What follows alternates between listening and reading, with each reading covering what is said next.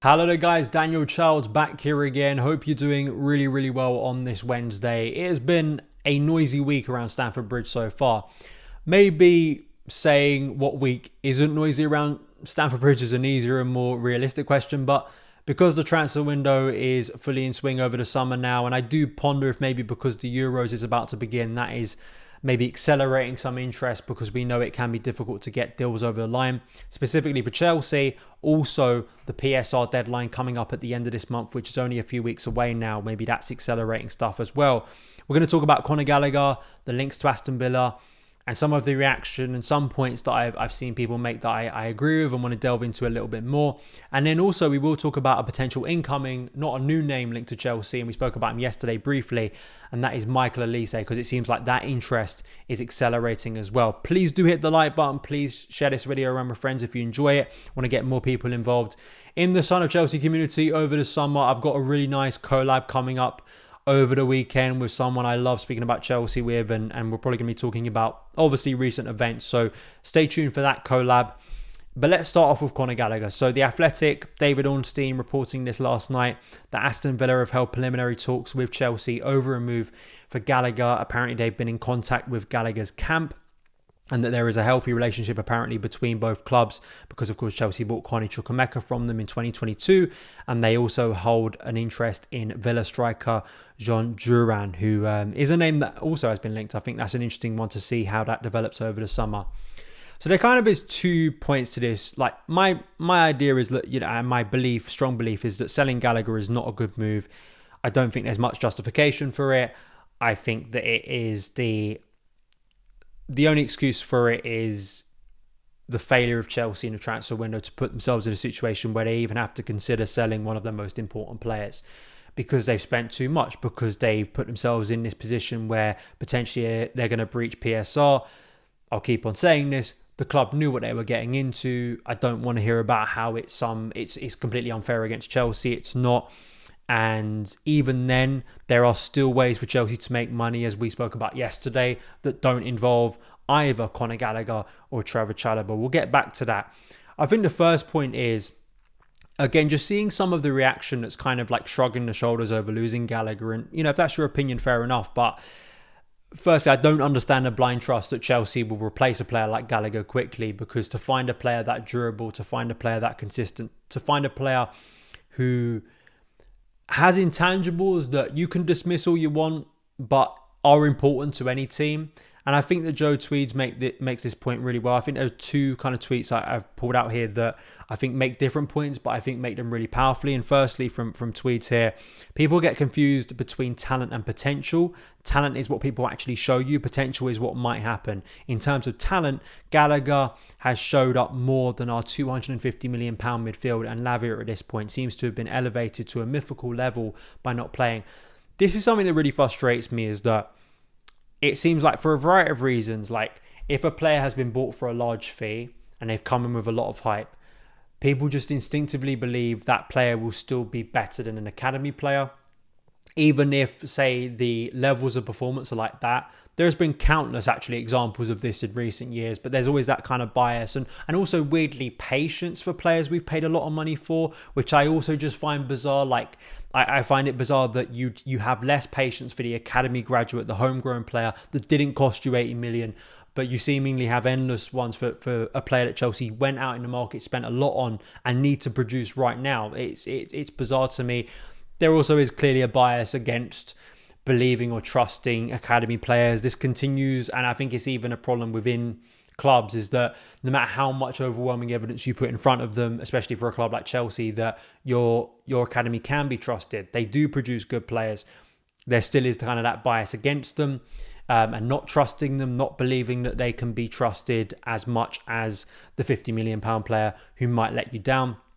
But then also, as I think Tweets points out, players injured and players not being around, players not producing, theory chats and talking about players like Kendry Paez and Estavio Willian, who have not done anything for Chelsea, and we're supposed to believe they are the next coming of Eden Hazard. And I want those players to do well, but I have no evidence that they will do well for Chelsea. What I do have evidence of more is Conor Gallagher, who played a ridiculous number of games last season, effectively nearly all of them, was so consistent, was so durable. The idea can't play in a possession-based team, I think, has always been a nonsense. I actually look at Maresca, the way he uses number 8s, and I could absolutely see Conor Gallagher fitting in that system.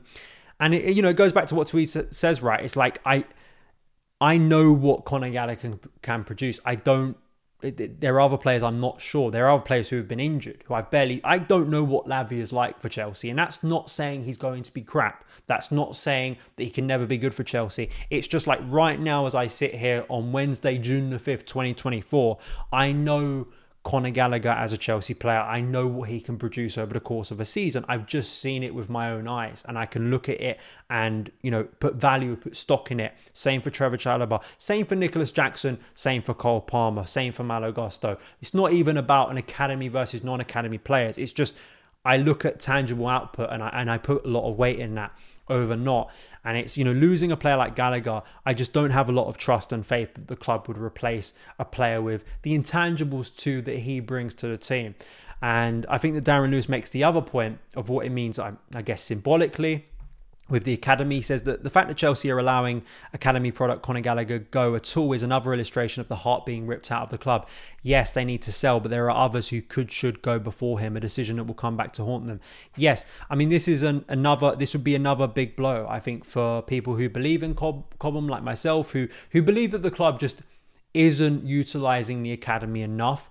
And, that balance of those academy players doing a lot better than some people give them credit for, or actually when we spend so much in the market, we're not upgrading on those players to begin with. That's always my concern. If you're going to sell an academy player, you better have a player that's infinitely better than them coming in, because if you don't, then I'm going to be asking questions. And I know that annoys some people, but I don't think I'm being unfair there. Like, the argument I always hear about academy players is they're average, that they shouldn't be trusted. Well, the guy that then you're propping up against him should be a lot better. And when he isn't, when he doesn't even look like a competent footballer, again, I'm going to be asking those questions. And of course, symbolically, I think it's a concern. I also think that someone else pointed out, I saw this, and I may put this on screen if I find the tweet again. Like, if we're having to sell all these players, and you add Lukaku, you add Kepa, you add Malang Sarr, Hakim Ziyech, Hall, Maatson, even Amari Hutchinson, if we sell him, Amanda Broya. If we were, let's just feasibly say you sell all of those players and you still financially are not in a good place, what does that say about the sporting directors? What does that say about Chelsea's transfer business? It doesn't reflect a terribly well-run sporting institution, does it? So, again, look at the people responsible for these decisions, and I think that, again, I think it would just be a real blow to the club. I think it would send out a really bad message, probably to academy products. I think it would send out a really bad message to fans. I think a lot of fans would feel further disenchanted with things as we head towards a season that already people I've spoken to, and it's not just kind of my bias of what my opinion is. This is actually conversations I've had with people who I don't agree with everything on, but they've said they're not kind of feeling up for the new season, when at the game, the last game of the season against Bournemouth, they were a little bit more optimistic about things. So there's that side of it too. So I think it's just a bit of a mess, and I really hope that Chelsea sort this out. And there is no more of an open goal and kind of a bigger win that this ownership could have. They want to get good PR. They want to get people on side. You hand Conor Gallagher a new contract, I tell you, there'll be a lot more happy faces around Chelsea and Chelsea fans. There'll be a lot more praise for that. Even though I think it's a very simple decision, I think it's a very easy one, and I think it would help Chelsea. I think it would make Chelsea's squad stronger. I kept on speaking about this with Tosin and Trevor. If you keep both players, I think you have a stronger squad. If you let Trevor Chalobah go, I think you have a weaker squad. If you let Conor Gallagher go, I think you have a weaker squad. Why do we want a weaker squad? Surely we want to have a better and bigger squad heading into next season, maintaining the best players from last year. That's just quite obvious to me. So yeah, we'll see. On a more positive point, Michael Olise, Academy Scoop had this exclusive that apparently Chelsea are going to meet with Olise's reps with a view to proactively concluding a deal. The London club are taking aggressive measures to ensure they beat Man United to the signing of the Frenchman. Their efforts are aided by Olise's pre-existing relationship with Joe Shields, who was obviously part of Chelsea's recruitment team. And the Secret Scout also pointing out that from what he understands, Chelsea will want to sign Olise this summer, him and Noni as options for right wing, Mudryk and Sterling left wing. Interesting then, you kind of think, well, do they now see Cole Palmer in more of a central role? We'll see how that develops. I really like Michael Olise. I think this would be a very, very, very good signing. With a caveat of his fitness. And I know, I think it was Seb C, who I do interact with, and we don't agree with everything. Like he's a big fan of Olise, and kind of my judgments on kind of his fitness and injury record is maybe a bit unfair. Maybe it is, but you do have to factor in this is a guy who didn't play tons of football last season, but you can counterbalance that with some of the numbers when he was on the pitch for Crystal Palace. It's just, going into the fitness issues Chelsea have had, would there be a concern that you're bringing another player who could be prone to injury? And, again, you'd be losing that player when he should be very integral to you. But just on the face of it, in terms of talent, in terms of output, Olise is one of the most exciting wingers in the Premier League. Like, he just is. And you look at the numbers, as I say, even when you factor in the lack of minutes he's had comparative to, say, a Cole Palmer. And as I've been doing in recent days, let's look at him compared to basically the wide players in Chelsea's team. Or the attackers, wide attackers, you want to say Cole Palmer, Raheem Sterling, Mykhailo Mudryk, and Noni Madueke. And, in terms of goals per 90, and of course, you have to factor in less minutes, but Olise comes out on top, 0.63 compared to Cole Palmer, 0.57, and we know had a really, really good season. He's also better for shots per 90, assists per 92. Obviously, he does so much successful dribbles, 65%, which is better than all of Chelsea's attackers I've put in here. It shows you, obviously, he is so integral to what Crystal Palace do. You have to factor in he is playing with a lesser quality of player, so naturally they do look to Olise on that right-hand side. But they also have Eze. They also have Mateta, who's been a very good player, not creatively, but in terms of finishing chances. But you watch Olise, and I just would be so excited to see what he could do in a Chelsea team.